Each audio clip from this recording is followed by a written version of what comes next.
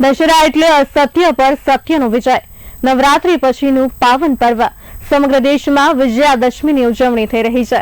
ગુજરાતમાં આ પર્વને ખાસ બનાવે છે એક પરંપરા, ફાફડા જલેબી।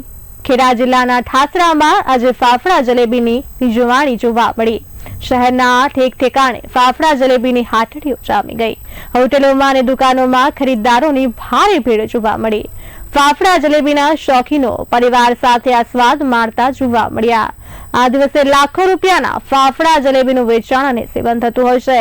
દશેરાની ઉજવણી સાથે જ લોકો સ્વાદિષ્ટ ફાફડા અને મીઠી જલેબીથી તહેવારની મજા માણતા જોવા મળ્યા। વરસાદની અવિરત હતી તો અમે તો ફાફડા ગરમ ગરમ બનાવીને જ આપીએ છીએ, બરાબર।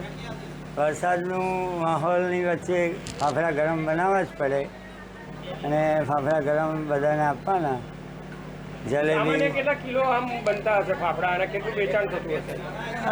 બહુ નહીં, કારણ કે વરસાદના હિસાબે સવારથી સાંજ સુધીમાં 20-25 કિલો જેવા બને।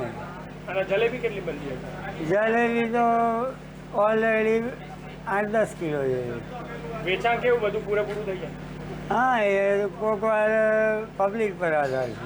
ફાફડા અને જલેબી વર્ષોથી વેચાય છે ડાકોરમાં। એમાં આનંદ રેસ્ટોરન્ટ અને અતુલ રેસ્ટોરન્ટ એ બેના ફાફડા જલેબી બહુ સરસ આવે છે। વર્ષોથી લોકો ડાકોરના લોકો ખાય છે અને એક દિવસ નહીં 365 દિવસ ફાફડા અને જલેબી બનતી હોય છે। એટલે વધારે સરસ ફાફડા અને જલેબી અતુલ અને આનંદ રેસ્ટોરન્ટના હોય છે।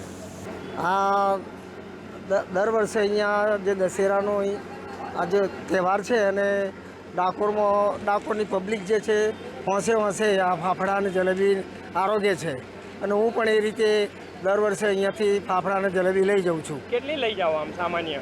સામાન્ય આમ 250 ગ્રામ, એ તો સભ્ય સંખ્યા ઉપર આધાર, 250 ગ્રામ 250 ગ્રામ।